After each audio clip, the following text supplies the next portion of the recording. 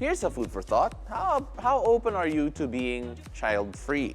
Now, whether for economic reasons or lifestyle choices, a good number of millennials and Gen Z couples nowadays forego having kids. That's what people online are now calling DINKs, or double income, no kids. Now, the DINK lifestyle is not new. In fact, it emerged in the 1980s during the recession. But as of late, voluntary childlessness is becoming increasingly common.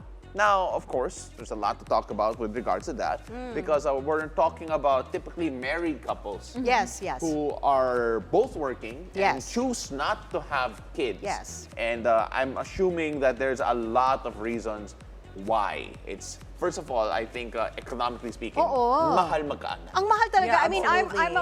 I'm a mom myself, but I totally respect the decision of couples who choose not to have kids. Ako nga one-child policy lang talaga. No, really, because it's expensive. No, it is, ha? especially with if you- inflation now. Yeah, tuition It's fee even pa more lang. expensive. My goodness. I know. I mean, well, Mo and I were not married to our respective partners, but at the same time, I mean, like, I think it's obvious sa generation natin that We're having kids later. having Yes. kids later. People, Or not having kids. Or some couples not even getting married in general. Right. Oo. So I mean, like, you can only imagine. It's not surprising to me that this is a lifestyle in vogue right now at the moment. Yeah, no, I don't think it's a thing now. Like people say marriage is just like a social, like on legal paper thing. So most people don't even decide to get married. So I'm not surprised they're also deciding not to have kids.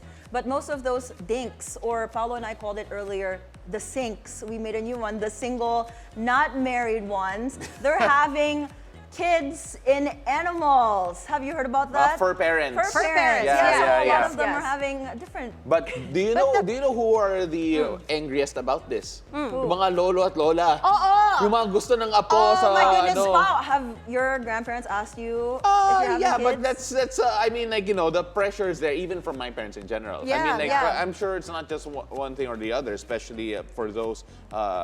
I can only imagine, again, not in that situation yet personally, for the younger couples or the couples who really refuse to have kids, I'm assuming their parents would want There's grandchildren. extra pressure on the married couples na wala pang children. Actually, yung mga may children nga, may pressure pa rin na, bakit isa lang? Bakit dalawa lang? Right. Dapat lima, right? I mean, not just the kids. The grandparents can be like that, but it's totally understandable if couples decide not to have kids, not just for economic reasons, but also childbearing is not easy. Yeah. Right, To yeah. be fair though, on the opposite spectrum, I know a few couples who, you know, gusto nila basketball team yung May mga ganun naman. They got their starting five. Yeah, of they're starting course, five yes. ready, diba? So, I mean, like, I think, you know, it depends on what people want. But then, I don't think that it is a surprise, I guess, that Yes, there are a yes. lot of younger couples who choose yung lifestyle na to. And it shouldn't be an issue at all. I don't think it's an issue. Yeah, To each if you his want to own. have